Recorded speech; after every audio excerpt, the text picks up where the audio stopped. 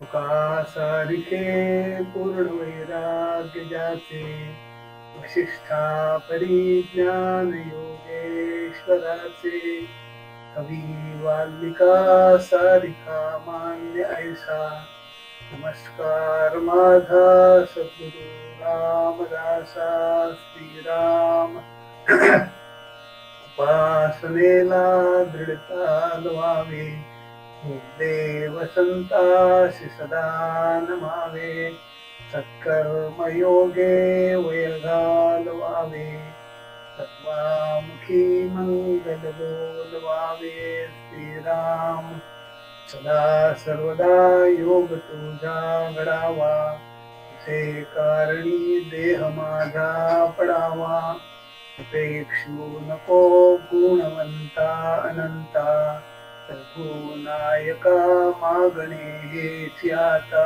श्रीराम जय जय रघुवीर समर्थ 71व्या सूत्रापासून सुरुवात करूया. तर 71 ते पितरो नृत्यंती देवताः सनाथाचेयम भूर्भवती. म्हणजे अशा भक्तामुळं त्या भक्तांचे जे पितर असतात ते आनंदित होतात. स्वर्गीय देवता आनंदाने नृत्य करू लागतात आणि पृथ्वी सनाथ होते. असे 3 परिणाम त्या भक्तांनी भक्ती साध्य केल्यामुळं होत असतात. आता त्या एकादश स्कंदामध्ये बघा 5व्या अध्यायामध्ये नवयोगेश्वर आणि विदेह राजा जनक यांच्यातला संवाद आहे. तर त्यामध्ये ते म्हणलेलं आहे की भावे करिता भगवत भक्ती सकळ पितर उद्धरती ऋषीश्वरा नित्य तृप्ती भगवत भक्ती स्वानंदे. आणि नंतर आणि दुसऱ्या ओळीमध्ये स्वानंदे भगवत भक्ती तेणे सर्व भूते सुखी होती पुत्रे केल्या भगवत भक्ती आप्त उद्धरती माता पितरे. भागवतामध्ये या नारद भक्ती सूत्रामधल्या प्रत्येक सूत्रासंबंधीचा विचार व्यासमहाने विस्तृतपणे केलेला आहे. स्वानंदे भगवत भक्ती तेणे सर्व भूते सुखी होती. सर्व भूत सुखी होतात म्हणतात. आणि पुत्रे केल्या भगवत भक्ती आप्त उद्धरती माता पितरे. आता आपण एक एक बघूया. अशा भक्तामुळे त्याच्या भक्तीमुळं पितर आनंदित होतात. आता पितर म्हणजे काय? तर पितर याचा अर्थ म्हणजे पूर्वज, आपल्या आधी जीवन जगून गेलेले त्यांना म्हणतात पितर, पूर्वज. आणि हे पितर काय असतात? आपापल्या कर्मानुसार पितर हे स्वर्गात सुखोपभोग तरी घेत असतात किंवा नरकात दुःखोपभोग तरी भोगत असतात. आपल्याला माहित नसतं ते काय करत असतात, पण त्यांच्या त्यांच्या कर्मानुसार ते आपापले भोग भोगायसाठी एकतर स्वर्गात गेलेले असतात किंवा नरकात तरी गेलेले असतात. आता हा स्वर्ग आणि नरक ही कल्पना जी आहे ती त्या सुखोपभोग जास्त असतील त्या माणसाच्या वाट्याला आलेले तर त्याला स्वर्ग म्हणायचा, आणि दुःखोपभोगच जास्त असतील तर त्याला नरक म्हणायचा. स्वर्ग आणि नरकाची कल्पना स्पष्टपणे समजून घ्यायला पाहिजे. त्याची एक कथा सांगतात स्वर्ग आणि नरक. तर एक माणूस हा इथं त्याचा मृत्यू झाल्यानंतर यमदूत त्याला वर घेऊन गेले म्हणे. वर घेऊन गेले आणि त्याला त्या यमराजाच्या त्याच्या कार्यालयामध्ये तिथं नेल्यानंतर तिथं त्याचा निवाडा करण्यात येतो. याला नरकात पाठवायचा का स्वर्गात पाठवायचा, आणि ते त्याच्या कर्मावर अवलंबून असतं. तर त्याचाही निवाडा सुरू झाला आणि त्याला त्याने सांगितलं की तुला 2 ऑप्शन्स आहेत. हो, एक तुला काही दिवस नरकात काढायचे आणि काही दिवस स्वर्गात काढायचे. तर तुला ऑप्शन असा आहे तुला की आधी नरकाचे भोग भोगणार आहेस का आधी स्वर्गाचे भोग भोगणार. तर हा हुशार होता. हा म्हणला, आधी म्हणला मी स्वर्गाचे भोग भोगतो, आणि म्हणून त्याला स्वर्गात घेऊन गेले, आणि तिथं त्याने भोग भोगून झाल्यानंतर पुन्हा घेऊन आले, आणि आता नरकाचे भोग भोगायला जायचं आहे.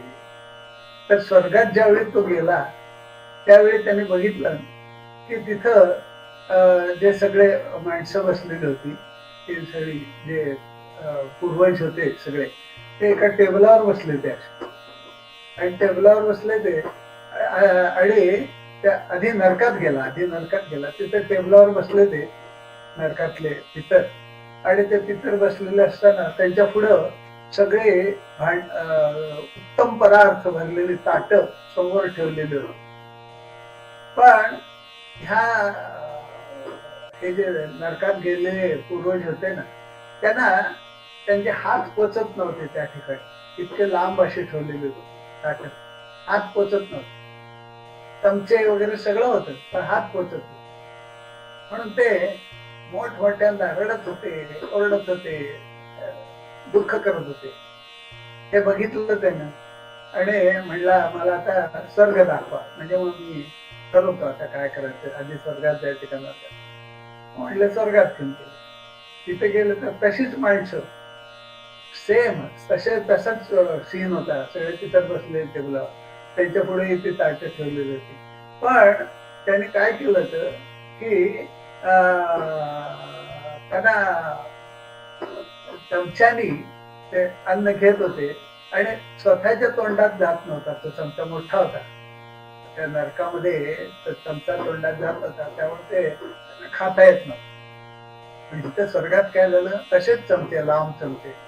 पण ह्या मंडळींनी काय केलं तर की ते मोठ्या चमच्याने समोरचं अन्न घ्यायचं, आणि शेजारच्या तोंडात घालायचं, त्याच्या तोंडापर्यंत चमचा पोचत होता, आणि ह्याचा शेजारी ह्याच्या तोंडात घालत होता, आराम खात बसला. त्यांनी बघितलं स्वर्ग म्हणजे काय, नर्क म्हणजे काय, आणि तो म्हणला मला कुठेही टाका, आणि मी हे भोग भोगायला तयार आहे, आता मला कळलंय काय करायचं. स्वर्ग आणि नर्क ह्या कल्पना ही एक कथा म्हणून मी आपली गंमत म्हणून सांगितली, पण स्वर्ग आणि नर्क हे आपल्या या पृथ्वी तलावरच आपल्याला दिसत असतात. कित्येक माणसं सुखात असतात आणि कित्येक माणसं कायम दुःखात असतात. आता हे कर्माचे फळ असतात, आणि त्याप्रमाणे ते भोग भोगायला लागतात. तसं हे आपल्या आधी गेलेले पूर्वज सुद्धा आपापले भोग भोगायसाठी त्या त्या ठिकाणी जातात.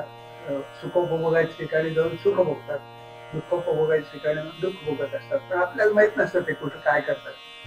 आता हे जे स्वर्गात गेलेले लोक असतात किंवा नरकात गेलेले लोक असतात, त्यांना त्या एक तर सुख भोगायचं असतं, नाहीतर दुःख भोगायचं असतं. त्यांना कर्म करायचं स्वातंत्र्य नसतं, कर्म काही करता येत नाही, नुसतं भोग भोगायचे असतात, आयदर सुख ऑर दुःख. पण ते भोग भोगून झाले की त्यांना परत मृत्यू लोकात येऊन यायला लागतं, आणि भक्ती करून ती प्राप्त करून घेतल्याशिवाय मुक्ती मिळत नाही, आणि स्वस्वरूपात परत जाता येत नाही. त्यांना अखंड आनंद स्थिती भोगता येत नाही, अशी त्यांची अवस्था असते. परंतु नारद म्हणून सांगतात, किंवा आपली शास्त्र सुद्धा किंवा वेद सुद्धा सांगतात की अशांच्या कुळात जर एखादा भक्त जन्माला आला, आणि त्या भक्ताने जर भक्ती प्राप्त करून घेतली, सच्चिदानंद स्थिती प्राप्त करून घेतली, तर त्यांनी सच्चिदानंद स्थिती आणि भगवंत प्राप्त करून गेल्यामुळं त्या कीर्तनांना मुक्ती मिळते, डायरेक्ट मुक्ती बघा, आणि त्यांना मृत्यूलोकात पुन्हा यायची संधी तरी मिळते, किंवा पूर्णतः मुक्त तरी म्हणतात. पण शास्त्र तर सांगतात की स्वानंदे भगवत भक्ती त्याने सर्व भूते सुखी होती, आणि पुत्रे केल्या भगवत भक्ती आप उद्धरती माता पितरी, उद्धरून जातात. आता उद्धार होणं याचा अर्थ असा की ते ज्या स्थितीत आहे त्यापासून चांगल्या स्थितीला जाणं, याला म्हणतात उद्धार. मग हा उद्धार हा कशामुळे होतो, तर ह्या भक्ताच्या भक्तीमुळं हा उद्धार होत असतो. आणि म्हणून भगवत भक्ती या नारद महामुनी म्हणतात की मोदंते पितरो, पितरांना आनंद होतो. आणि आनंद का, तर आनंद तो ह्या सच्चिदानंद स्वरूप आता मिळणार आपल्याला, पुन्हा सच्चिदानंद प्राप्त करून घेण्याची स्थिती प्राप्त होणार आणि यामुळे त्यांना आनंद होत असतो आणि ते खुश होत असतात. आता ह्या गोष्टीवर श्रद्धा असल्याशिवाय हे मान्य होणार नाही. ऐकेन हे मान्य नाव पितर म्हणजे तरी काय, कुठले पितर, कोणी बघितले असं म्हणणारे नास्तिक लोक असतात.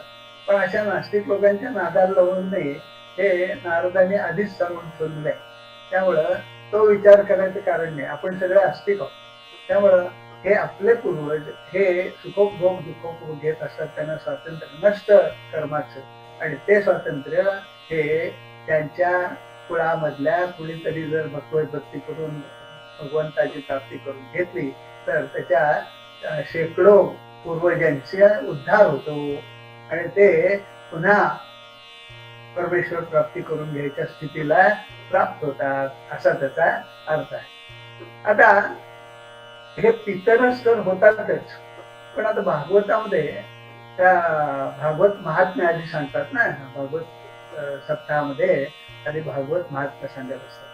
त्यात एक गोकर्ण आणि दुंदुभी यांची धुंदुकारी यांची एक कथा सांगितली जाते. त्या कथेमध्ये हा धुंदुकारी जो आहे आणि हा गोकर्ण हे दोघं भाऊ असतात आणि ती कथा काय मी पूर्ण सांगत बसत नाही. पण हा धुंदुकारी जो असतो हा अत्यंत वाईट व्यसनी लागलेला असा असतो आणि कित्येक त्यांनी वाईट कृत्य केलेले असतात आणि असा तो मेल्यानंतर हा पिशाच योनीत जातो आणि पिशाच झाल्यामुळं तो आता पिशाची योनीतनं मुक्ती मिळवायसाठी धडपड करत राहतो. पण त्याला काही ती मुक्ती प्राप्त होऊ शकत नाही आणि म्हणून तो त्याचा जो गोकर्ण हा जो आहे हा अत्यंत सत्संगी आणि संत पदाशी पोचलेला असा महात्मा.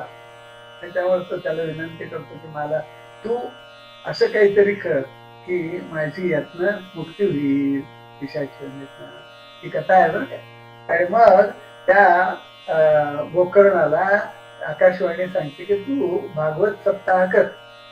भागवत सप्ताह केलास तर तुझ्या भावाला हे आणि त्याने जर ते नीट ऐकलं तर तुझा भाऊ हा मुक्त होऊन जाईल पिशाची योनीतनं.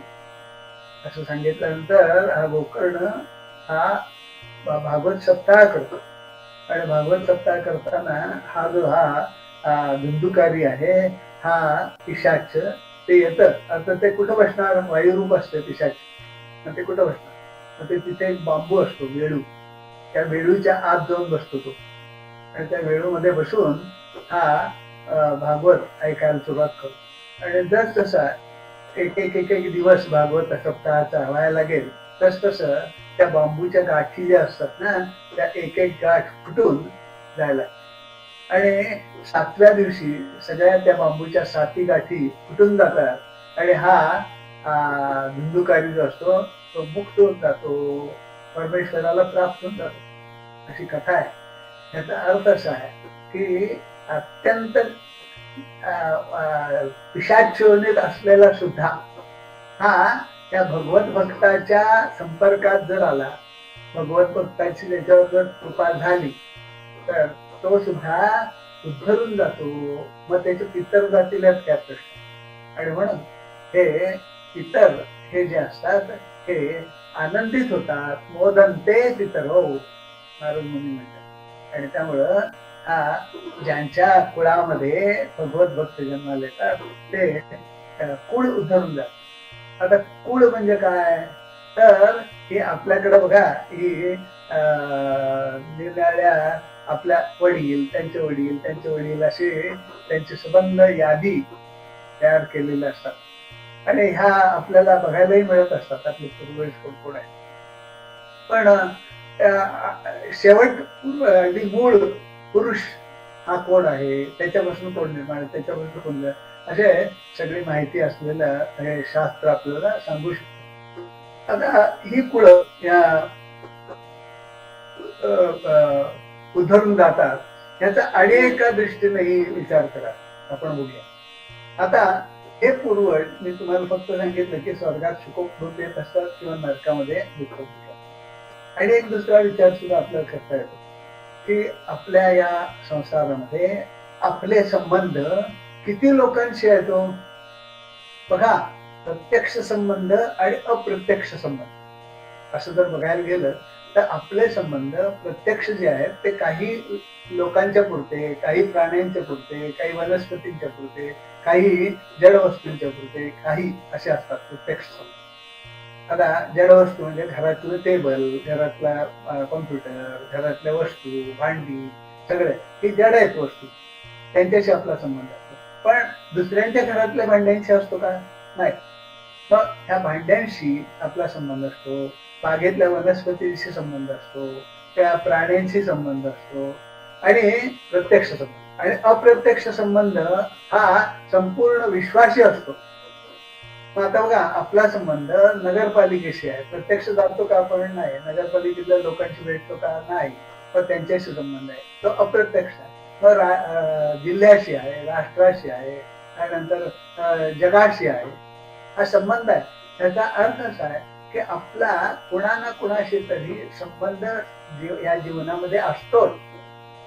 पण आपल्याला माहित नसतं की आपला ज्याच्याशी संबंध आलाय तो पूर्वी कोण होता, हे आपल्याला कळत नसतं. पण कदाचित आपला पूर्वज सुद्धा हा प्राणी होऊन सुद्धा आपल्या घरामध्ये असू शकतो. अशी कित्येक उदाहरणं या अनुभवाला आलेली आहे. वनस्पती होऊन सुद्धा जन्माला आलेला असतो किंवा कृमी कीटक होऊन सुद्धा जन्माला आलेला. असे आपल्या संबंधात येणारे जे जे काही आहेत त्यामध्ये पूर्वज कोण आहेत हे काही आपल्याला समजत नसतं. पण आपण जर भक्त झालो आणि भक्ती झाली तर हे आपल्याशी संबंधित असलेल्यांना सुद्धा त्या भक्तीचा, त्या सच्चिदानंद स्वरूप आपण जे तादात्म्य पावलेला असतो, भक्ती तादात्म्य पावलेला असतो, त्या सच्चिदानंद स्वरूपाचा परिणाम त्यांच्यावर होतो. आणि हा परिणाम झाला की त्यांचा उद्धार होतो. मग ते जड योनीत असतील तर ते प्राणी योनीत येतील, प्राणी योनीत असतील तर वनस्पती योनीत येतील, वनस्पती योनीत असतील तर प्राणी योनीत येतील, प्राणी योनीत असतील तर माणसात येतील, माणसात योनीत असतील तर तमोगुणी असेल तर रजोगुणी होईल, रजोगुणी असेल तर सत्वगुणी होईल. आणि काही काही तर आपल्या या भक्ताच्या संसर्गामध्ये त्याच्या सान्निध्यात आल्यामुळे उद्धारूनच जात. अशी ही उद्धार प्रक्रिया आहे. आणि त्याला धरून नारद मुनी म्हणतात की मोदंते पितरो. आणि दुसरं ते म्हणतात की नृत्यंती देवता. नृत्यंती देवता. आता ह्या देवता कोणत्या आहेत? देवता स्वर्गात असतात अशी आपली कल्पना आहे. पण देवता या शक्ती आहेत बघा. आणि म्हणून या आपली जी काही ज्ञानेंद्रिय आहेत, पंचेंद्रिय, कर्मेंद्रिय आहेत, 5 ज्ञानेंद्रिय, 5 कर्मेंद्रिय, या प्रत्येकाची एक देवता असते. या प्रत्येकाचं कार्य साधण्यासाठी हे एक देवता असते. मी आता हा तक्ता जो दाखवतोय त्याच्यामध्ये वेदांतामध्ये सगळं सांगितलेलं आहे. तर त्याच्यामध्ये श्रोत्र, कान, कानाचं कार्य चालण्यासाठी त्याची अधिष्ठात्री देवता दिशा ही आहे. दिशा, दिशा, ह्या दिशेमुळं कानाचं कार्य चालतं. दिशा ही नावाची देवता आहे. त्वचेचं कार्य चालण्यासाठी वायू ही देवता आहे. नेत्राचं कार्य चालण्यासाठी सूर्य ही देवता आहे. जिभेचं कार्य चालण्यासाठी प्रचेता ही देवता आहे, वरुण ही देवता आहे. आणि नाकाचं कार्य चालण्यासाठी अश्विनी कुमार ही देवता आहे. ह्या देवता सगळ्या ज्या आहेत या शक्ती आहेत बरं का, शक्ती. आणि ह्या शक्ती शब्द, स्पर्श, रूप, रस आणि गंध यांच्या माध्यमातून या कान, त्वचा, नेत्र, जिवा आणि घ्राण यांना ज्ञान करून देण्याचं कार्य करतो. ह्या देवता जर नसतील तर कान काम करू शकत नाही. देवता, दिग्देवता जर नसेल तरी शब्द आणि कान दोन्ही असले तरी कानानं शब्दांचं ज्ञान होत नाही, असा त्यातला अर्थ आहे. तर ही ज्ञानेंद्रिय जी आहेत त्यांच्या ह्या ज्या अनेक देवता आहेत, ह्या देवता ह्या ज्ञानेंद्रियांच्या झाल्या. कर्मेंद्रियांच्या देवताही इथं 5 असतात. वाणी, वाचेची देवता अग्नी, हाताची देवता इंद्र, पायाची देवता विष्णू, बुधची मृत्यू आणि उपस्थची प्रजापती, अशा या देवतांची नावं आहेत. त्या शक्ती आहेत. तर ह्या शक्ती ही पंचकर्मेंद्रिय आणि पंचज्ञानेंद्रिय यांचं कार्य चालवत असतात. आता हा भक्त जो असतो त्याची पंचकर्मेंद्रिय आणि पंचज्ञानेंद्रिय ही सगळी विषयांशी तादात्म्य सोडून भगवंताशी तादात्म्य पावलेली असते. हा भक्त ज्यावेळी भक्ती साध्य करून घेतो, परमेश्वर प्राप्ती करतो, त्यावेळी त्याची सगळी पंचकर्मेंद्रिय पंचज्ञानेंद्रिय मन बुद्धी अहंकार चित्त अंतःकरण सगळं हे कशाशी तादात्म्य पावलेलं असतं? हे परमात्म्याशी तादात्म्य पावलेलं असतं. आणि त्यामुळं ह्या देवतांनाही त्या भगवान परमात्म्याचं तादात्म्य आपोआपच प्राप्त होतं. आणि परमात्म्याचं तादात्म्य त्यांना प्राप्त झाल्या कारणाने त्या अधिष्ठात्री देवता ह्या आनंदाने नृत्य करायला लागतात. इतका आनंद होतो. कारण मागत सांगितलंच आहे की असा भक्त जो असतो त्याला बक्षी ज्यावेळी त्याला प्राप्त होते त्यावेळी तो आनंदाने नाचायला लागतो, आनंदाने हसायला लागतो किंवा त्याच्या अनेक क्रिया व्हायला लागतात. हे मागच्या काही सूत्रांमध्ये आपण बघितलंय. तर ह्या देवता सुद्धा त्यांचं तादात्म्य ज्यावेळी परमात्म्याशी होतं त्या भक्ताच्या माध्यमातून त्यावेळी त्यांना सुद्धा आनंद होतो आणि त्या सुद्धा नाचायला सुरुवात करतात. आणि नृत्यंती देवता असं म्हटलेलं आहे. मग आता ह्या ज्या देवता आहेत ह्या देवता आता मी सांगितलं की ह्या देवता ह्या शरीरामधल्या पंचज्ञानेंद्रिय पंचकर्मेंद्रिय. आता शास्त्र सांगतात की ह्या देवता स्वर्गामध्ये असतात आणि स्वर्गामध्ये राहून ते त्या खालच्या जीवांच्या सगळ्या पंचकर्मेंद्रिय ज्ञानेंद्रियानं शक्ती प्रदान करत असतात आणि तिथं राहून त्या कार्य करत असतात. पण ह्या देवतांना त्रास देणाऱ्या असुरी वृत्ती त्यावेळी पृथ्वीवर तयार होतात. असुरी, त्या असुरी वृत्तींच्यामुळं त्यांना ह्या कार्य चालवणं कठीण व्हायला. त्या पुराणांमध्ये कथा आहे बघा. असुरी जे असतात ते देवतांच्यावर हल्ला करतात आणि हल्ला करून त्यांना त्रास देतात. आता हे असुर पृथ्वीवर ज्यावेळी माणसांना त्रास द्यायला लागतात त्यावेळी त्याचा त्रास या अधिष्ठात्री देवतांना सुद्धा व्हायला लागतो आणि त्या सारखी मागणी करत असतात की असुरी वृत्ती ज्या आहेत ना ह्या नाहीशा व्हाव्या. आणि पुराणामध्ये कथा आहेत की असं ज्यावेळी असुरांचा त्रास देणं ज्यावेळी वाढतं त्यावेळी भगवान हे अवतार धारण करून धर्म संस्थापनार्थाय संभवामी युगे युगे ते अवतार घेतात आणि असुरी शक्ती नाहीशा करून टाकतात. आता असुरी शक्ती ज्या त्रास देत आहेत त्या नाहीशा केल्या की आनंद होणारच घेऊ त्या देवतांना. आणि हा अवतार केव्हा घेतो तर ह्या असुरी शक्तींचा त्रास त्याच्या भक्ताला ज्यावेळी व्हायला लागतो त्यावेळी तो अवतार घेतो. पुराणामध्ये कथा आहे. आणि त्यामुळं हा अवतार ज्यावेळी घेतो आणि या असुरी प्रवृत्ती नाहीशा करतो त्यावेळी साहजिकच अधिष्ठात्री देवतांना आनंद होणार आणि हा अवतार घेण्याचं कार्य हे भक्तामुळे होत असल्यामुळं त्या भक्तांनी भक्ती प्राप्त केली की स्वर्गातल्या देवता खुश होऊन जातात, पुष्पवृष्टी करतात. पुराणामध्ये कित्येक कथा आहे की पुष्पवृष्टी करतात. आता प्रल्हादामुळं भक्त प्रल्हादामुळं तो जो त्याचा बाप होता हिरण्यकश्यपू किती त्रासदायक होता, सोडून जगाला त्रास होता. पण हा भक्त झाल्याबरोबर त्या भक्तासाठी आले की नाही नरसिंहाचा अवतार घेऊन आणि तो त्या हिरण्यकश्यपूला मारून टाकला. आणि मारून टाकल्याबरोबर देवतांनी पुष्पवृष्टी केली. लक्षात घ्या. या अशा पुराणामध्ये आपल्याला कितीतरी गोष्टी सापडतात आणि त्या ह्या सगळ्यावरनं हे सूत्र जे सांगतं ते आपल्याला पटण्याला का हरकत नाही. काय सूत्र काय आहे की नृत्यंती देवता. आणि आता तिसरं काय आहे की ते म्हणतात की सनाथा चेयम भूर्भवती. सनाथा चेय ही पृथ्वी पूर्वभवती म्हणजे पृथ्वी सनात होते. भक्त झाला पृथ्वीवर की पृथ्वी ही सनात होते म्हणतात. सनात. आता सनात होते म्हणतात त्या अर्थी ती अनाथ झालेली असली पाहिजे. आणि ती अनाथ केव्हा होते तर अनाथ याचा अर्थ अगतिक.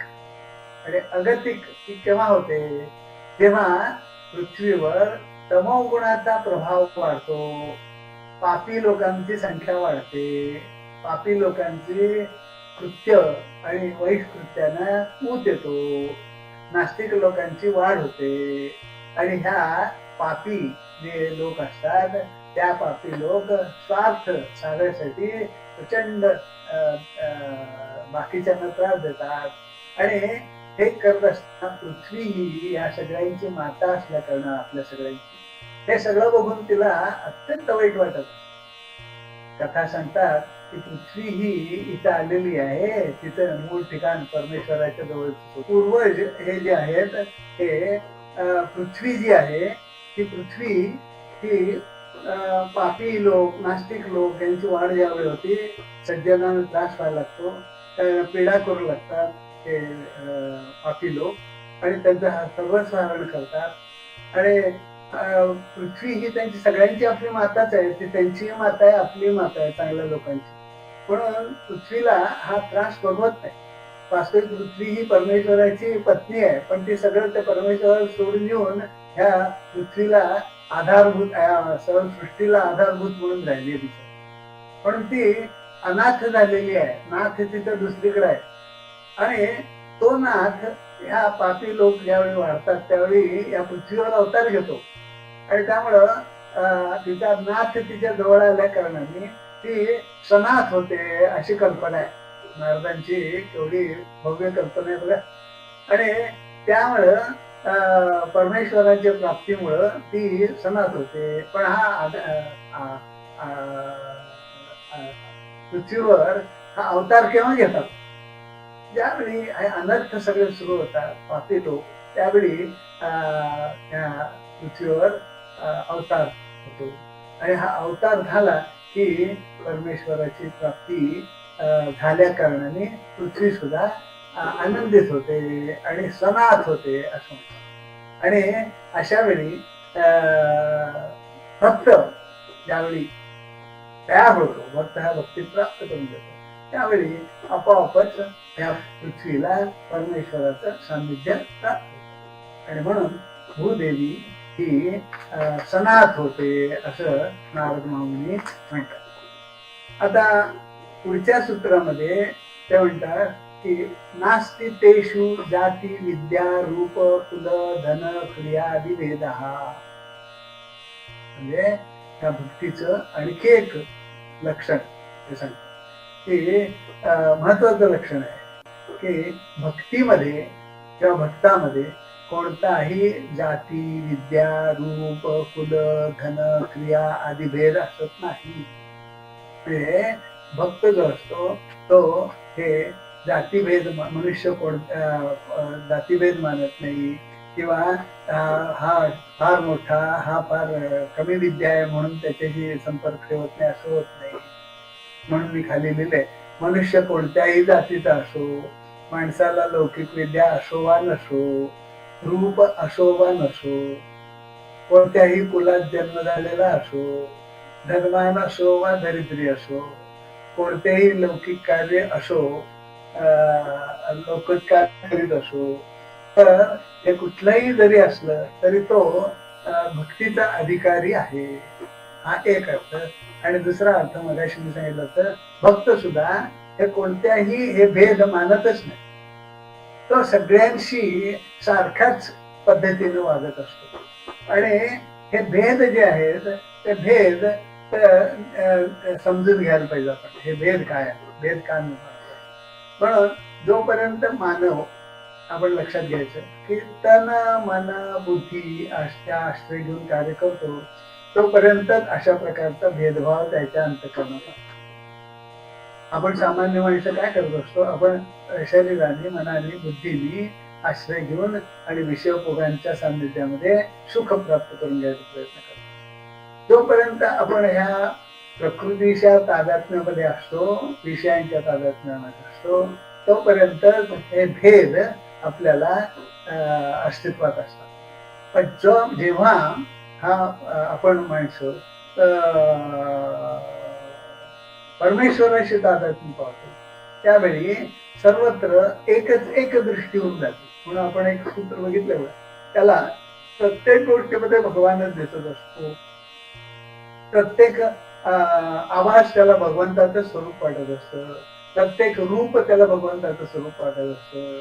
प्रत्येक प्राणी त्याला भगवंताचं स्वरूप वाटत असतं. तर जिथं बघतो तिथं त्याला परमेश्वराचं स्वरूप दिसत. म्हणजे त्याच्यातले भेद सगळे नाहीसे होऊन गेलेले असतात. पण जोपर्यंत अशा इंद्रिय साधनांच्या माध्यमातून जगाचं ज्ञान होत असतं आपल्याला, तोपर्यंत हे ज्ञान जे होत असतं ते ज्ञान हे भेदभावयुक्त ज्ञान असतं. पण अंतःकरणात भेदभाव हा निर्माण करणारं ज्ञान असतं. आता भक्त एकरूप झाला असल्यामुळं त्याच्यामध्ये हा अंतःकरण, त्याचं अंतःकरण हे शुद्ध झालेलं असल्या कारणाने तिथं भेद नसता.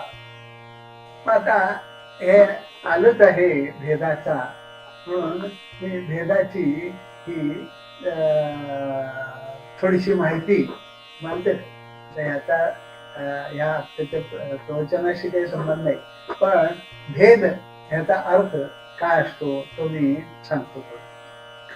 3 भेद असतात. 3 भेद बघा, ज्ञान करून घेण्यासाठी ह्या 3 भेदांची माहिती आपल्याला आवश्यक असते. स्वगत भेद. आता स्वगत भेद याचा अर्थ उदाहरण द्यायचं झालं तर वृक्ष आहे आणि त्याला पानं आहेत आणि फुलं आहेत. पानं आणि फुलं आणि वृक्ष यांच्यामध्ये सारखेपणा आहे का? नाही आहे, फरक आहे. म्हणून यामध्ये याला म्हणतात स्वगत भेद. ती पानं फुलं त्या वृक्षाचीच आहे, पण ती आणि वृक्ष यांच्यामध्ये भेद आहे. याला म्हणतात स्वगत भेद. सजातीय भेद. बघा, हे सगळं वेदांताचं भाषा आहे बरं का, पण ऐकून ठेवा नुसती. कारण कधी कधी ज्यावेळी आपण एखाद्या ग्रंथाचा अभ्यास करतो त्यावेळी यांचा संबंध येतो आणि त्यावेळी आपल्याला माहीत असलं तर लगेच लक्षात येतं. आणि सगळी शास्त्र आणि सगळे ग्रंथ हे परमात्म्याचं स्वरूप कसं आहे हे सांगायचाच प्रयत्न करत असतात.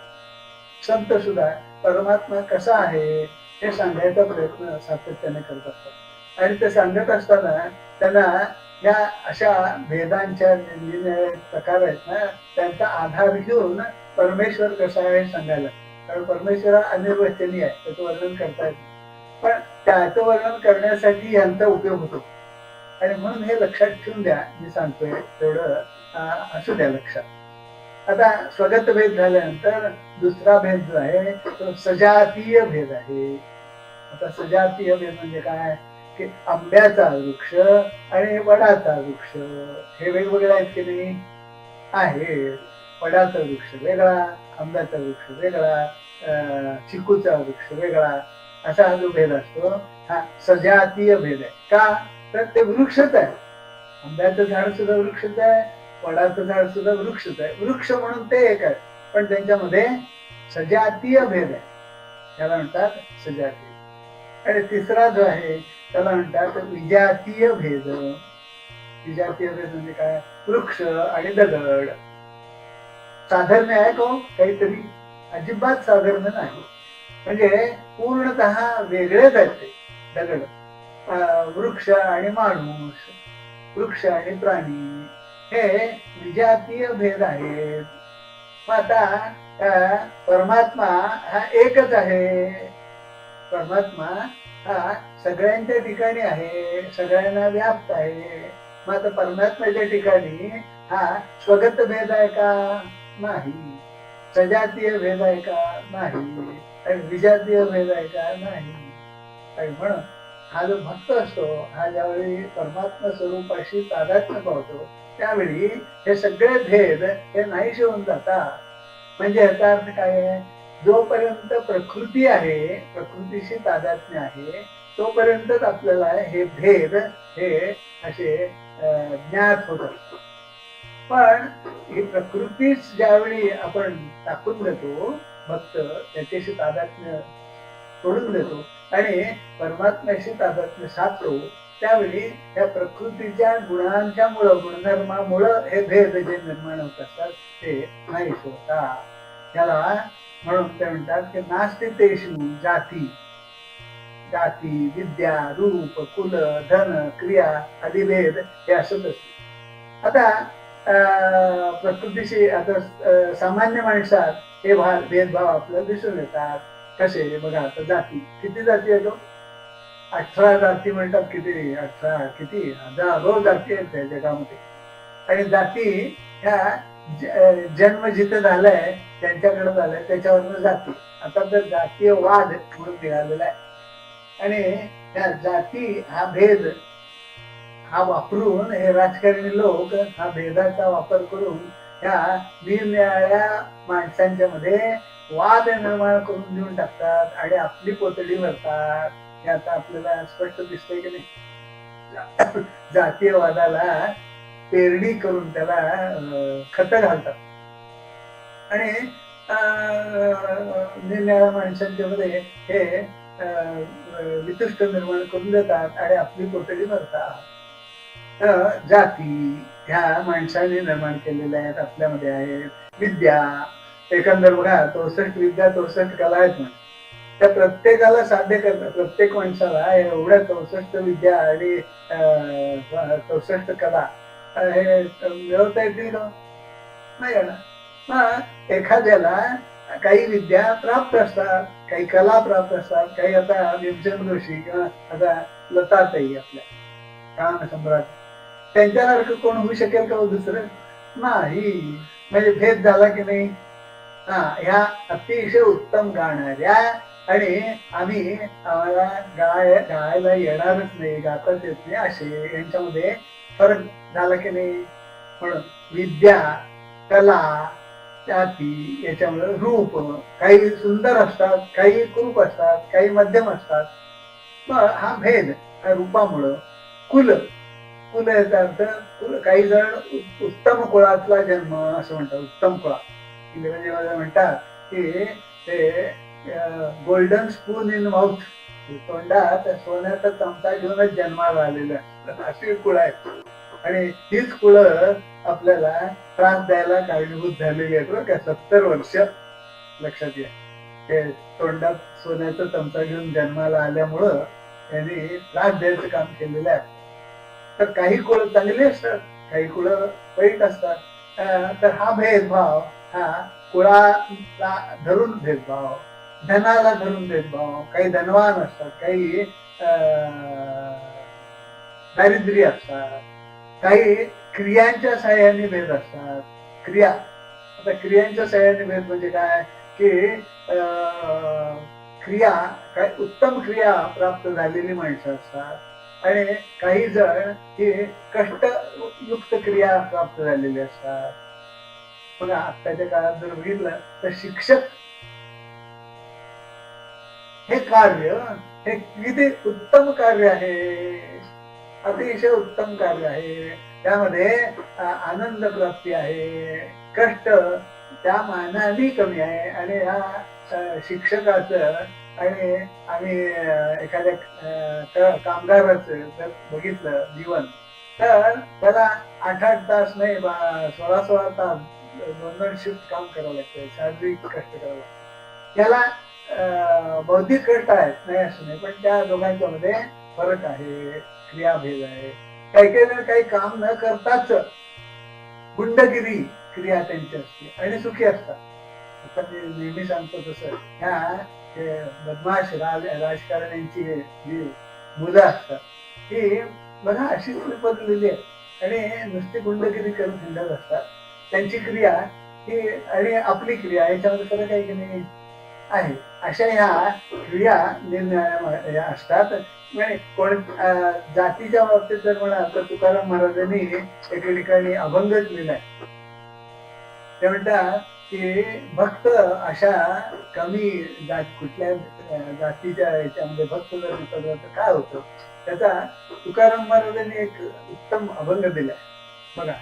पवित्र ते कुळ पावन तो देश, जेथे हरीचे दास जन्म घेती. जिथं जन्म घेतात तो देश पवित्र आहे, कुळ सुद्धा पवित्र आहे.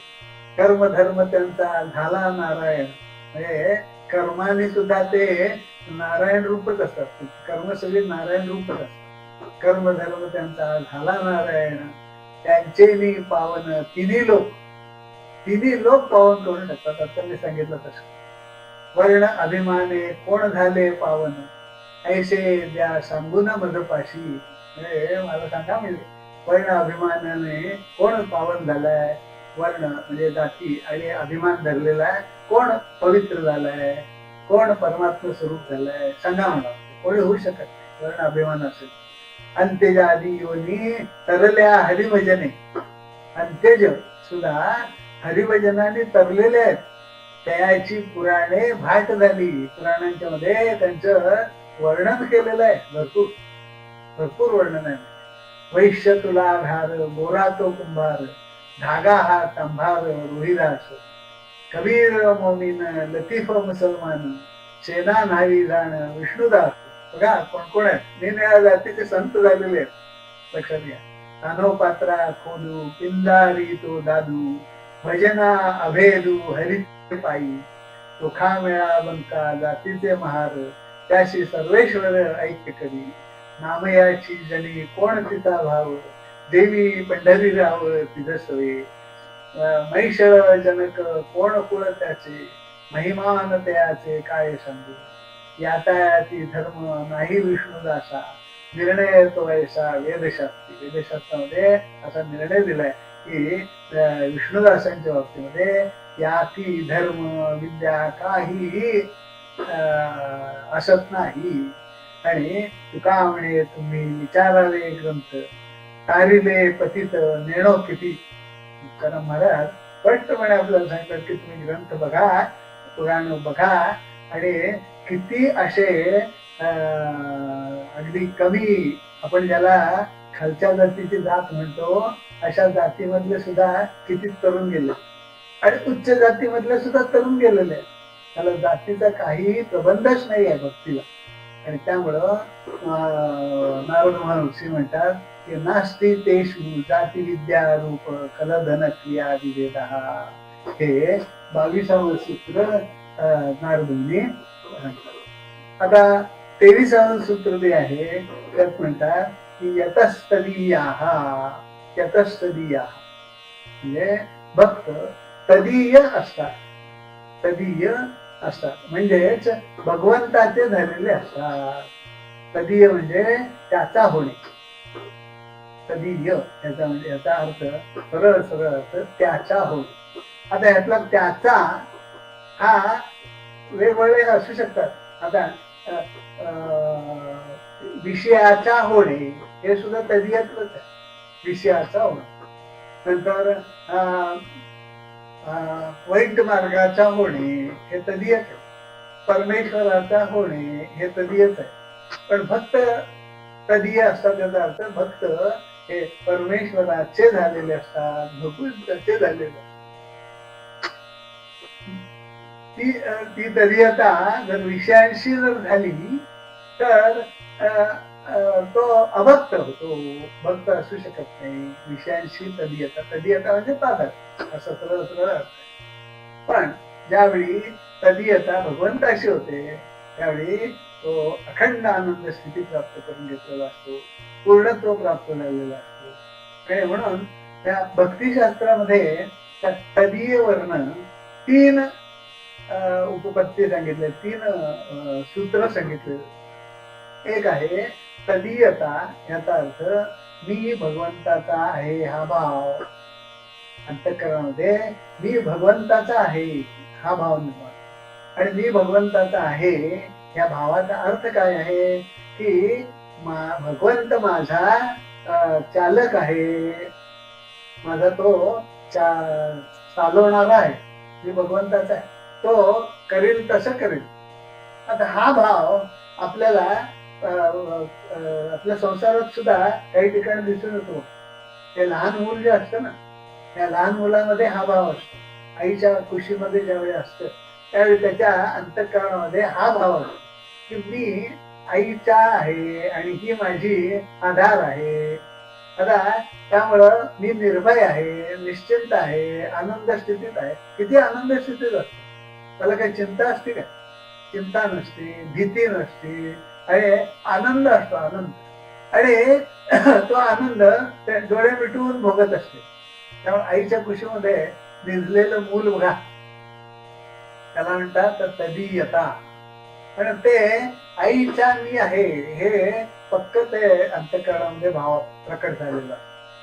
आता दुसरा एक भाव असतो अंतःकरणामध्ये की त्वदीयता. आता तदीयता झाली, आता त्वदीयता. मी तुझा आहे, मी तुझा आहे. म्हणजे हा भक्त म्हणतो की भगवंता मी तुझा आहे. आणि यालाच परम प्रेम स्वरूपा भक्ती म्हणतात. आणि अंतःकरणामध्ये मी तुझा आहे असा भाव निर्माण झाला की त्याला परम प्रेम स्वरूप निर्माण झाला असं म्हणतात. आणि तो प्रेम भाव निर्माण झाला. त्या गोपींना हा परमेश्वर कृष्ण म्हणजे हा त्या म्हणायच्या की आम्ही म्हणजे तू आहेस, आम्ही म्हणजे तुझ्या आहोत, आम्ही बाकीच्या कोणाच्या नाही, आम्ही तुझ्या आहोत. गोपी म्हणायच्या. आणि तुझ्या आहोत हा भाव निर्माण झाल्या कारणाने या संसारामधल्या आपण ज्याला माझं म्हणतो ते ममत्वच तुटून गेलंय. की नवरा हा संसारासाठी त्या म्हणत की हा माझा नवरा आहे, पण परमेश्वराची हाक आली की गेल्या बघा हा माझा नवरा आहे, ते ममत्व तुटून कृष्णा तू माझा आहे हा भाव निर्माण. परमेश्वराबद्दल ममत्वत्व निर्माण होणं याला त्वदीयता म्हणतात. आणि ही परमेश्वराबद्दलची ही ममत्व हे जे निर्माण झालं की हा बाकीच्या गोष्टींचं ममत्व हे नाहीच होत. तसंच मी भगवंताचा आहे असं म्हटलं, हा भाव निर्माण झाला की मी अमुख्याचा मुलगा आहे, मी अमुकीचा पती आहे, मी अमुकीचा बाप आहे. हे सगळ्या उपाधी त्या सगळ्या नष्ट होऊन जातात. म्हणून यतस्तदीया हा याचा अर्थ असा की त्याच्या सगळ्या उपाधी त्या नष्ट होऊन गेलेल्या असतात. आणि उपाधी नष्ट झाल्या की अंतःकरण शुद्ध झालं. अंतःकरण मलिन होतं ते या उपाधीमुळं होतं. आणि त्यामुळं तदीयता त्वदीयता मी तुझा आहे आणि मदीयता देव माझा आहे. आणि देव माझा आहे म्हटलं की बाकीचे माझे आहेत हा भाव नाही झाला. परमात्मा कृष्ण हा माझा आहे असं ज्यावेळी त्यांच्यामध्ये भाव निर्माण झाला त्यावेळी बाकीच्या सगळ्या गोष्टींना ममत्व जे आहे, माझं म्हणून जे आहे ते ममत्व नाहीच झालं. आणि म्हणून ह्या यतस्तदीय हा याचा अर्थ असा की भक्ताच्या अंतःकरणामध्ये हे तिन्ही भाव प्रकट झालेले असतात. भगवंताचा आहे, मी तुझा आहे आणि देव माझा आहे. आणि याचा अर्थ असा की भक्त आणि परमात्मा हे दोघेही एकरूपच झालेले असतात. आणि म्हणून ह्या गीतेमध्ये सुद्धा 12व्या अध्यायात जर बघितलं तुम्ही तर भगवंत स्वतःच सांगतात की भक्तिमान यस समे प्रिया. एका ठिकाणी त्यांनी सांगितलं की भक्तिमान यस समे प्रिया. आणि एका ठिकाणी ते म्हणतात की भक्तिमान्ये प्रियो नरहा. आणि एका ठिकाणी म्हणतात योमत भक्त समे प्रिया. आणि एका ठिकाणी म्हणतात की भक्तास्तेतीव मे प्रिया. म्हणजे या सगळ्या वचनातनं कितीतरी अशी वचनं गीतेमध्ये त्या वचनांचा अर्थ आहे की हा भक्ती जर प्राप्त करून घेतलेला असतो तेव्हा तोच मला प्रिय होतो. आणि प्रिय होतो म्हणजे एकरूपता साधते, परम प्रेम निर्माण होतं भगवंतामध्ये भक्ताविषयी आणि भक्तामध्ये भगवंताविषयी परम प्रेम निर्माण होतं. आणि हे भक्तीचं स्वरूपच परम प्रेम रूप आहे. आणि म्हणून ह्या तिन्ही भावांचा उदय भक्तामध्ये झालेला असतो, हे लक्षण आहे भक्ताचं. आणि म्हणून भक्त यतस्तदीय हा असतो असं नारद या ठिकाणी सांगतात. आता पुढच्या सूत्रामध्ये वादो नावलंब्य. आता या सूचना देतात पुढच्या सूत्रामध्ये.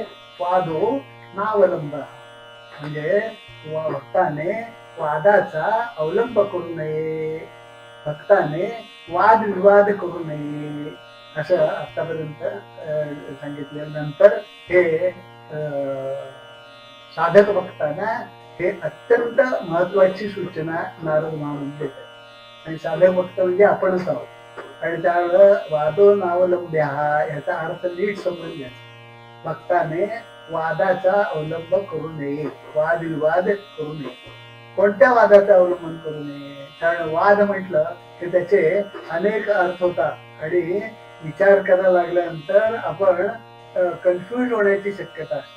त्यामुळं या सूत्राचा जरा नीट आपण विचार करूया की दोन व्यक्ती अथवा दोन पक्षामध्ये लौकिक व्यवहाराबद्दल जे भांडण होते त्याला वाद म्हणतात.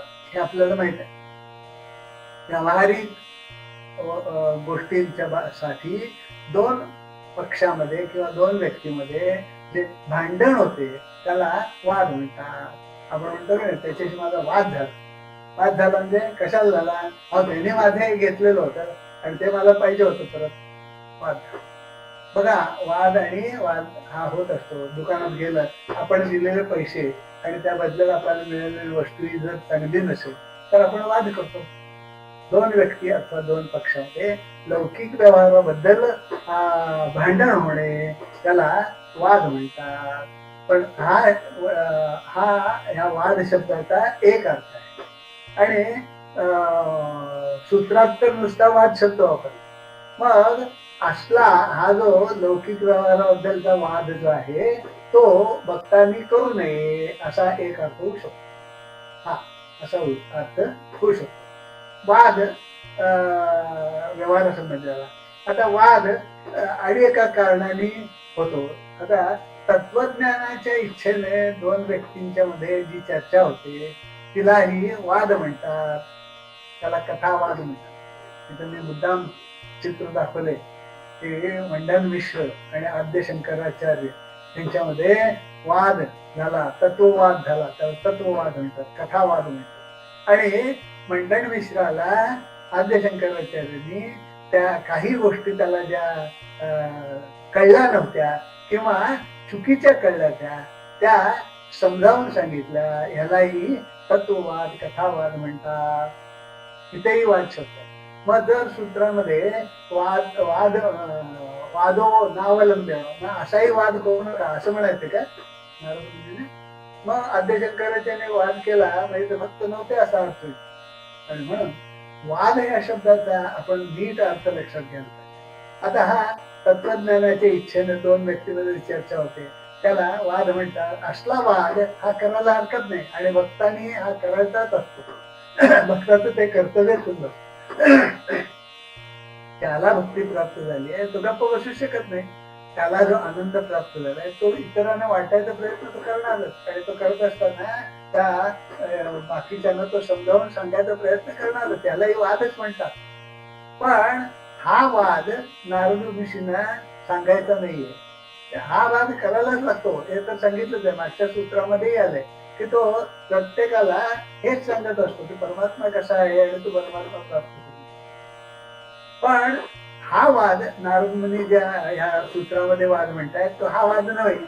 हा वाद व्हायलाच पाहिजे आणि हा वाद भक्त करतोच करतो. आणि म्हणून तिसरा वाद जो आहे वादावाद. आपलंच म्हणणं खरं आहे हे सिद्ध करण्याचा प्रयत्न करणं म्हणजे वादविवाद. त्याला वादावाद. आता नारद महामुनी म्हणतात वाद करू नको, भक्ताला म्हणतात ते हे सांगतात हा वादविवाद तू करू नको की ज्यातनं भांडण होईल.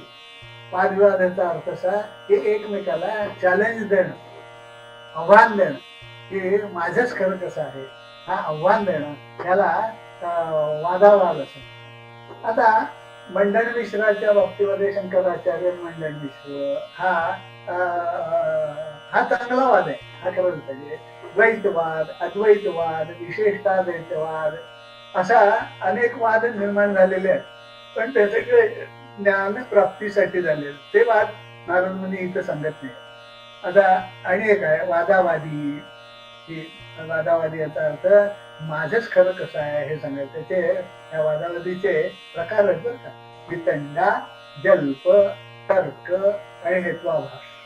आता हे सगळं इतकं कठीण वेदांत कशाला सांगता आम्हाला, तर हा वेदांत सांगून ठेवतो त्याचा कुठंतरी पुन्हा हा उपयोग होतो.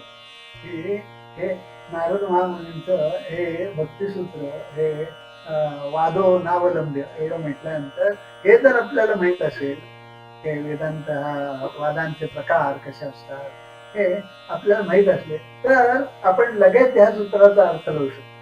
पण नाहीतर वाद करू नको, भक्ताला सांगितले वाद करू नको, त्याचा बाकीचा अर्थ लक्षात येत नाही. आणि म्हणून या वादाचे वितंडवाद, जल्पवाद, तर्कवाद आणि हेत्वाभासवाद असे प्रकार असतात. आता हे प्रकार संवाद, आता मग सांगितलं तुझं एखाद्या समस्येच्या निराकरणासाठी किंवा शंका समाधानासाठी जी चर्चा होते त्याला संवाद म्हणतात. आणि हा इथं मी चित्र दाखवले संवाद. आता दासबोध, आता सुरुवातीची तोडी आहे. श्रोते पुस्ती कोण ग्रंथ, काय बोलिले जी येथ, श्रवण केल्याने प्राप्त काय आहे. श्रोते विचारतात की दासबोध काय आहे, कोणता ग्रंथ आहे. समर्थ सांगतात ग्रंथा नाम दासबोध, गुरु शिष्यांचा संवाद, येथ बोललेला विशद भक्ती मार्ग. हा गुरु शिष्यांचा संवाद आहे. त्याच्यामध्ये शिष्याला गुरु समजावून देतात. म्हणून हा दासबोध जो आहे ना हा संवाद आहे समर्थ रामदास आणि शिष्याचा. मग हा वाद चालेल, हा करायला पाहिजे म्हणून सांगतो. आता वादाचे जे 4 प्रकार सांगितले त्यातला हेत्वाभास. आता हेत्वाभास म्हणजे काय, की दुष्ट हेतून एखादी गोष्ट खरी आहे हे सिद्ध करण्याचा प्रयत्न करतो. दुष्ट हेतू किंवा दुष्ट हेतून एखादी गोष्ट खरी नाही आहे हे सिद्ध करणार. आता जे चाललंय ना की हा शेतकरी कायदा जो आणलाय तो कसा बाद आहे हे सांगायचा प्रयत्न ही दुष्ट मंडळी करतात.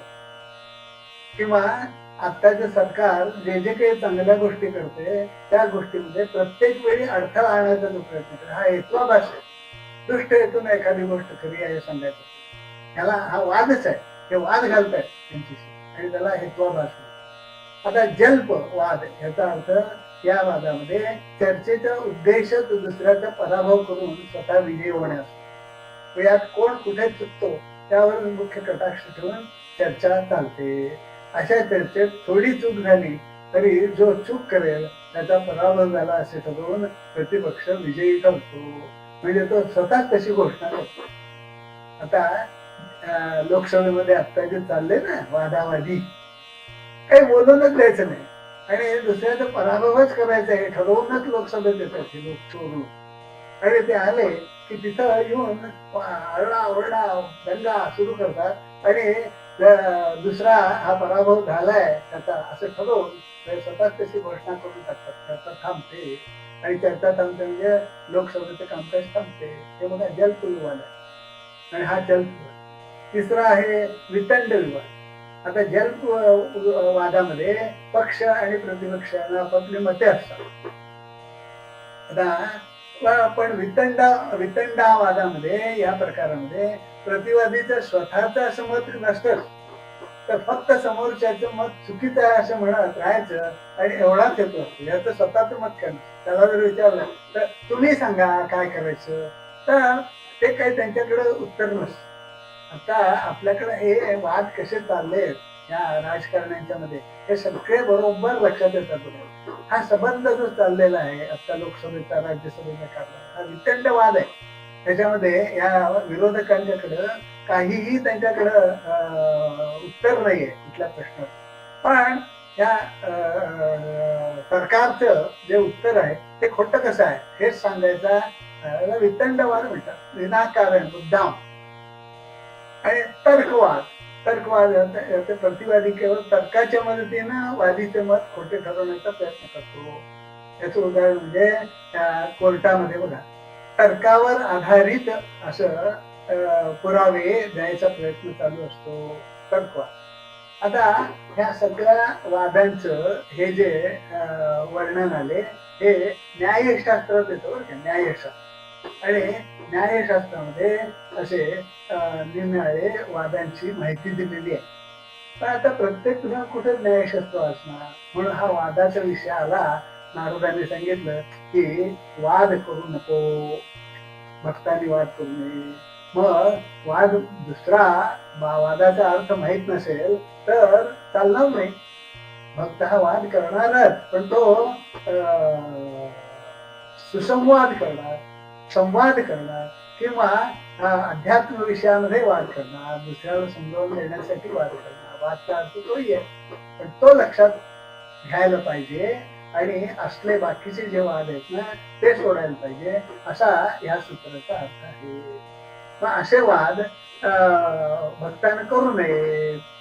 मग असा वाद का होतो हेही लक्षात घ्यायचं. वाद का होतो तर भक्त जोपर्यंत परमात्म्याशी तादात्म्य पावलेलो नाही तोपर्यंत त्याच्या अंतःकरणामध्ये अत्यल्प प्रमाणात का होईना अहंकार उपस्थित असतो. आणि अंतःकरणात अहंकार उपस्थित असला की हा वाद निर्माण होण्याचं कारण तो अहंकार असतो. तर मी म्हणजे हे शरीर हा भाव त्या अहंकाराने निर्माण झालेला आहे. आणि शरीराशी तादात्म्य त्या अहंकारामुळे होत. आणि शरीर म्हटलं की मग त्या शरीराचा जो मी आहे तो मी म्हणतो की मी सांगतो तेच खरं, आणि मी सांगतो ते खरं म्हणून असा भाव निर्माण झाला की हा वाद निर्माण होतो. मग माणसाच्या वृत्तीतच हा भाव वृत्तीच निर्माण होते. आणि म्हणून हा अभिमान आणि अहंकार हे दोन कारण आहेत हे वाद निर्माण व्हायला. हे जे नारद महामुनी म्हणतात की जे वाद टाकावे ते निर्माण व्हायला अहंकार, अंतःकरणामधला अहंकार आणि अभिमान. हा अभिमान कोणत्याही गोष्टीचा असतो. हा अभिमान शास्त्राचा अभिमान असतो, ज्ञानाचा असतो. मग नवे नवे आपल्या गुरुचा अभिमान असतो. भक्ताच्या अंतःकरणामध्ये बारीक राहिलेला गुरुचा अभिमान. तर देवाचा अभिमान असतो. हा देवाला नावं ठेवली की झालं बघा सुरूच हाणामाऱ्या. हा तर हे अभिमान आणि अहंकार हे याला कारणीभूत असते. पण भक्ताच्या अंतःकरणामध्ये हे काही नसते. बरं आता एक गोष्ट आहे. एक वृंदावनामध्ये एक पंडित होते. चैतन्य संप्रदायी सनातन गोस्वामी त्यांचं नाव, सनातन गोस्वामी त्या वृंदावनात होते. आणि ते अत्यंत विद्वान आणि भक्ती प्राप्त झालेले अशी विभूती होती. तर एकदा काय झालं की एक विद्वान हा निरनिराळ्या लोकांना विद्वानांशी वादविवाद करून त्यांना हरवून विजयपत्र मिळवत मिळवत मिळवत वृंदावनात आलो. आणि वृंदावनात आल्याबरोबर त्याने विचारलं की तो विद्वान कोण आहे. तर लोकांनी सांगितलं की हे चैतन्य सनातन गोस्वामी नावाचे विद्वान आहेत. तर त्यांचे घरी आहे. त्यांनी दाखवलं. हा गेला आणि त्या गोस्वामींना म्हणाला की माझ्यावर चर्चा करा आणि आपला वादविवाद करा, मी तुम्हाला हरवणार आहे. तर ते काय चर्चा म्हणले काय करायचं कारणच नाही. म्हणले सनातन गोस्वामी म्हणले काय चर्चा कसली करायची, म्हणले वादविवाद कसला करायचा, वादविवाद काही करायचा नाही मला. म्हणला विजयपत्र लिहून द्या. तर त्याने सरळ विजयपत्र, मी हरलो तू जिंकलास, तूच खरा, तूच शाणा आहेस, सगळं लिहून घेऊन टाकलं विजयपत्र. ते विजयपत्र मिळाल्यावर संपूर्ण ह्या वृंदावनामध्ये सगळ्यांच्याकडं असा घेऊन मोठमोठ्यांदा गर्जना करत तो हिंडा की मी त्या गोस्वामींना पराभव केला, मी विजयी झालो.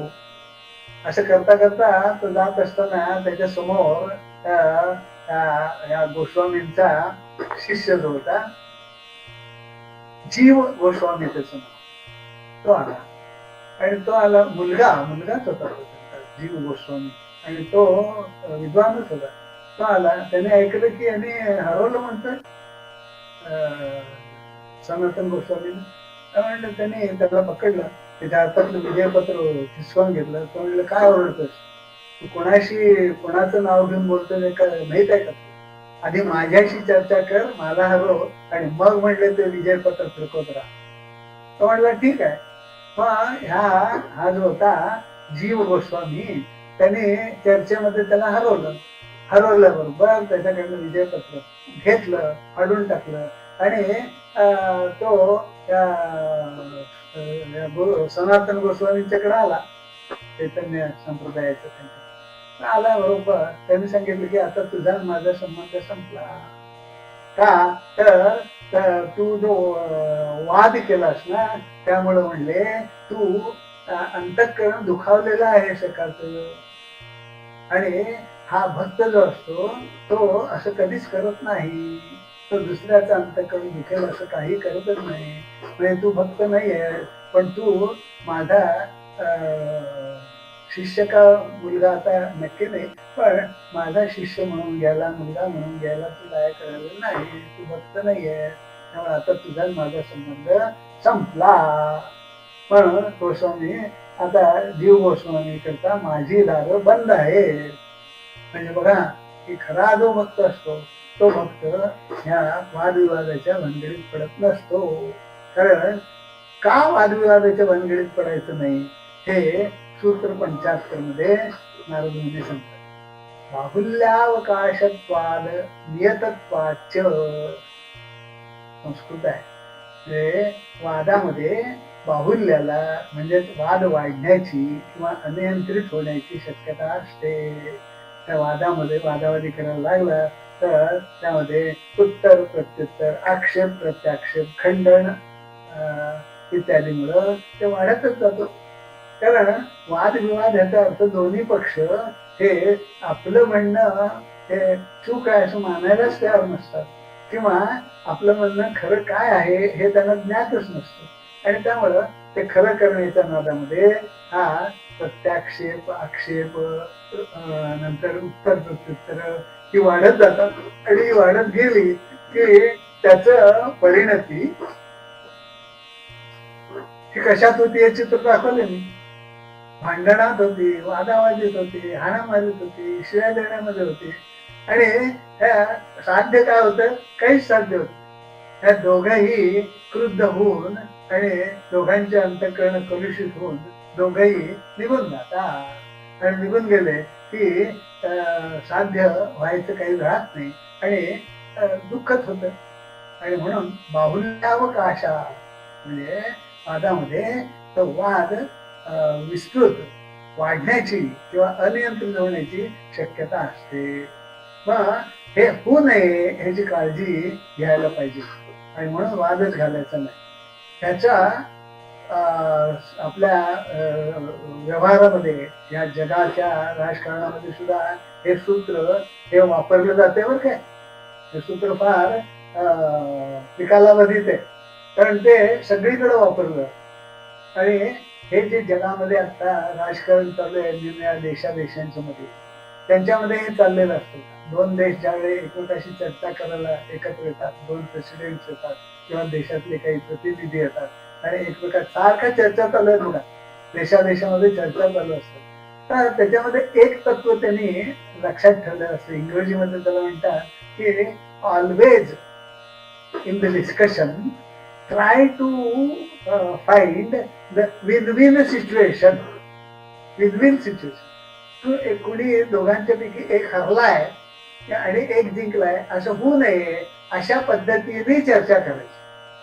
अशा पद्धतीने चर्चा करायची. नाहीतर काय होईल, युद्धच भडकेल. आवडतो वादविवादामध्ये युद्ध भडकेल आणि हे होईल. आता बघा, चीनच्या बॉर्डरवर आपला गोंधळ चाललाय आणि विरोधी पक्ष सारखा त्याचं काड्या लावण्याचं काम करतात. पण चीन आणि भारतामध्ये सुसंवाद चालूच राहील असं परराष्ट्र मंत्री सारखं सांगतो. त्यांच्यामध्ये सुसंवाद, चर्चा ही दोन आमच्या देशामध्ये ही चालूच राहील. तिथे बॉर्डरवर काही असलं तरी. का तर ही चर्चा जर चालली आणि विन सिच्युएशन जर साधता आली तर हा जो विनाश जो आहे ना तो टळेल. म्हणून नारद मुनींना असं म्हणायचं की हा वादविवाद हा करू नये, कारण तो वाढत जातो, त्याची परिणती अनियंत्रित होतो आणि अनियंत्रित झालं की विनाशती विनाश होतो. आणि त्यामुळं त्या 75व्या सूत्रात नारद मुनी सांगतात की हा वादविवाद करू नये आणि तो वाढतो असं सांगितलं. जय जय रघुवीर समर्थ कल्याण करी राम राया राम राया कल्याण करी राम राया जनहित विवरी जनहित विवरी जनहित विवरी कल्याण करी राम राया राम राया कल्याण करी राम राया तळमळ तळमळ होतची आहे होतची आहे तळमळ तळमळ होतची आहे